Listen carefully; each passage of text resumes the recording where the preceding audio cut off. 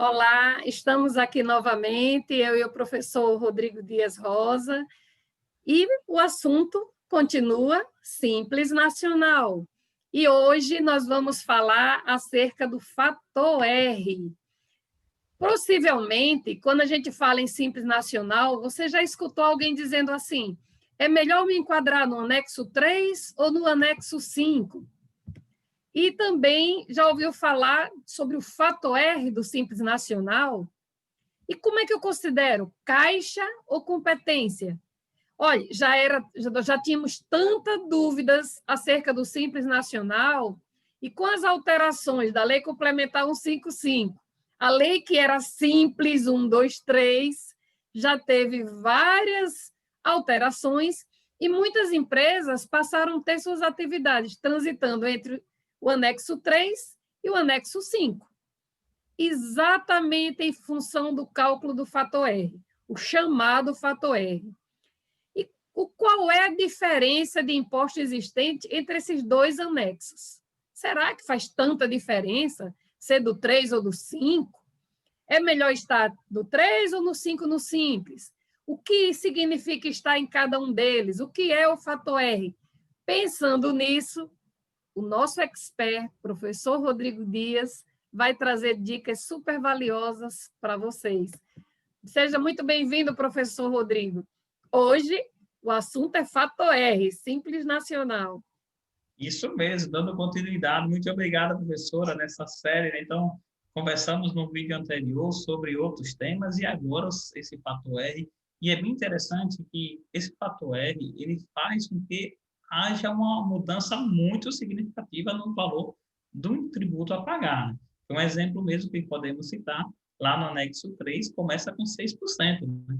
E o anexo 5 começa com 15,5%. Então, você pode reduzir de 15,5% para 6%.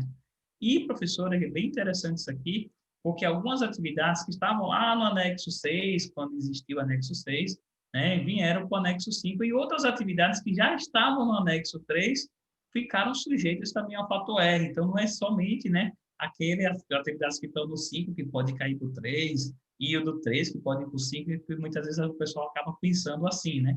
Então, as atividades passam a ser, usando esse fator R, pode ir para um ou para o outro. E um exemplo bem claro que eu gosto sempre de citar é fisioterapia, né? Porque fisioterapia vinha no 3,333 e agora é fator R, então pode ir para o 5 e pagar E mais é esse tributo. fator R? Então, aí, na verdade, o que é esse fator R? É uma relação que é feita entre a folha de pagamento dos últimos 12 meses e a gente divide pela receita bruta dos últimos 12 meses. Se o valor for igual ou superior a 0,28, ou seja, 28%, se a gente coloca lá em porcentagem, nós vamos tributar pelo anexo 3. Porém, um problema sério com relação a isso, sabe o que é, Leila? O que compõe essa folha de pagamento, que esse é um problema sério de trabalharmos a parte do Exatamente. compliance. E eu vou até colocar aqui para a gente, professora, qual é o artigo, só o artigo para a gente discutir, certo? Só um artigo mesmo, que é o conceito desse fator R. Olha o que diz o artigo. Considera-se folha de salários, incluídos encargos, o montante pago. Caixa. Caixa. Então, aí vem aquela questão. Nós sabemos muito bem que muitas empresas acabam fazendo a folha de pagamento de um mês e é pago até o quinto dia útil do mês subsequente, não é isso, professor? E para Previdência, para FGTS, é regime de competência. Mas para o fator R, é o Regime de regime caixa. de caixa. Então, quando eu Igual o fecho a imposto de folha lá, renda na fonte.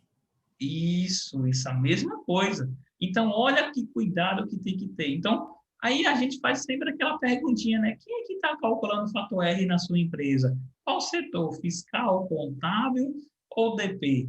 Porque só aqui já começa a verificar, né? Olha, é folha paga, não é folha gerada. Aí a Então, os gente dados vêm do continua. financeiro. Isso, dados financeiros. Aí a gente continua, né, nos últimos 12 meses anteriores ao período de apuração, a título de remuneração das pessoas físicas decorrente do trabalho, acrescido do montante, olha outro cuidado, professora Leda, efetivamente recolhido a título de contribuição patronal previdenciária. Então, Tem a gente muita sabe. gente colocando sem ter recolhido. Isso, porque a gente sabe que Regime de competência. competência, porque a condição patronal, ela está dentro lá do Simples Nacional, né? Então, o famoso CPP, né? Então, não é no mês que eu gero a contribuição, e sim no mês que realmente eu pago, e sempre vence no dia 20 do mês subsequente, né? E aí vem outra questão aqui que temos que ter muito cuidado, que é o FGTS recolhido. Então, se o empresário, professora Lida, atrasa o FGTS, a gente vai poder colocar no fator R. De jeito nenhum. E aí tem outra questão, né? Recentemente, com a pandemia, nós tivemos o parcelamento do FGTS, né? Então, Postergação, inclusive, né, dos recolhimentos previdenciários isso. e o Então, olha, parcelamento do FGTS. então as competências lá, março, abril e maio, né, que foram postergadas, né, do CPP, como é que acontece? Vai ser no mês que pagou e não no mês que gerou. Outra questão também Não muito entraria importante, na composição do fator R. não entraria na composição. A mesma coisa o FGTS, né? Porque se eu passei lá para 6 meses, vai ser a parcela que eu vou efetivamente pagando. E outro cuidado, professor, é a retirada de prolabore, porque ele fala incluindo também efetivamente o quê? Retirada. Então tem que comprovar essa retirada, né? Olhe quantas e quantas situações a gente acaba tendo aqui que tem que ter cuidado com referência a esse fator R. Então, vem aquela dica, né? Quem realmente deve fazer o fator R?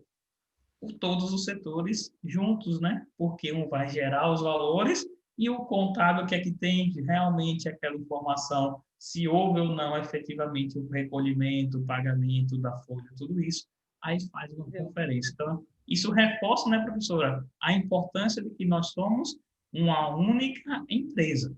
Então, tem que todos os setores estarem trabalhando em conjunto. Nós vimos aqui, o professor Rodrigo disse que o fator R é o nome dado ao cálculo realizado mensalmente, para saber se a empresa será tributada no anexo 3 ou anexo 5 do Simples Nacional.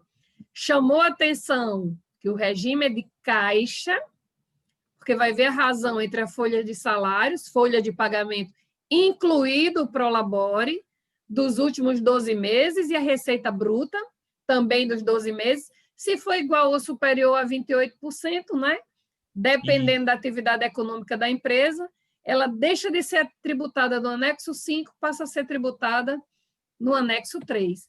E por que calcular esse fator R é tão importante para as micro e pequenas empresas? Porque é muito importante, gente, que os empreendedores, os gestores, eles fiquem por dentro do que é o fator R, como ele pode impactar no dia a dia financeiro do negócio.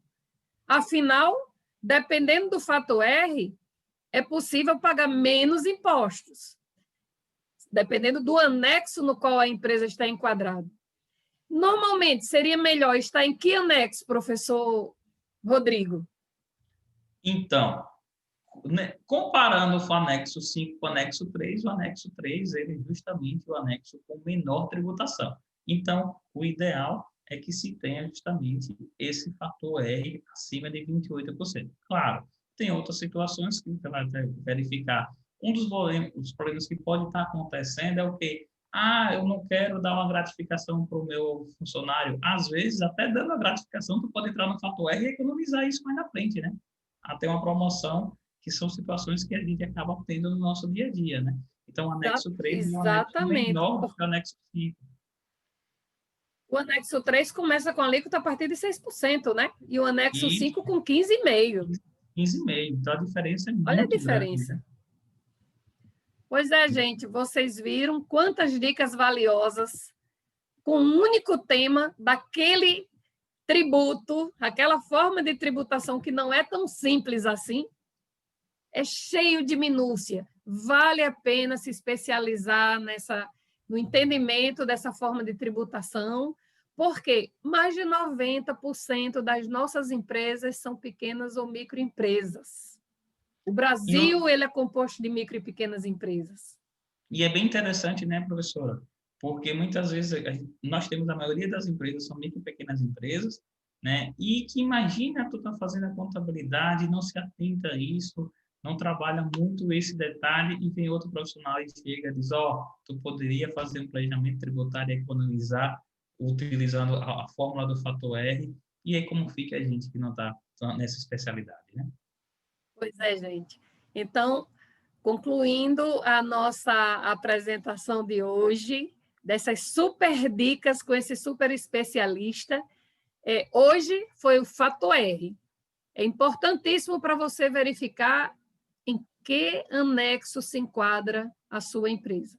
Nós temos 5 anexos, o fator R é para o enquadramento no anexo 3 ou anexo 5. E estamos aqui com o professor Rodrigo Dias Rosa, um expert em matéria de Simples Nacional. Professor, suas considerações finais para a gente encerrar mais esse bloco de Simples Nacional. Então, quero agradecer, né, a professora top da Galáxia, né, professora? Né, sempre estamos conversando bastante, tira muita dúvida nossa também. E, assim, dizer que simples não é tão simples assim, simples é só no nome. O nome Simples Nacional veio somente porque se recolhe tudo numa única guia, mas o Simples Nacional, ele tem muito, muito, mas muito detalhe. E cada vez mais as empresas precisam de especialistas como você, para fazer um trabalho muito interessante de compliance, de planejamento na micro e pequena empresa, que muita gente pensa que não se tem como se trabalhar isso com essas micro e pequenas empresas, porém tem sim, tem muito detalhe. Então, essa é a dica que a gente acaba passando para todos vocês. Gratidão, professor Rodrigo. Até o nosso Gratidão. próximo encontro. Até.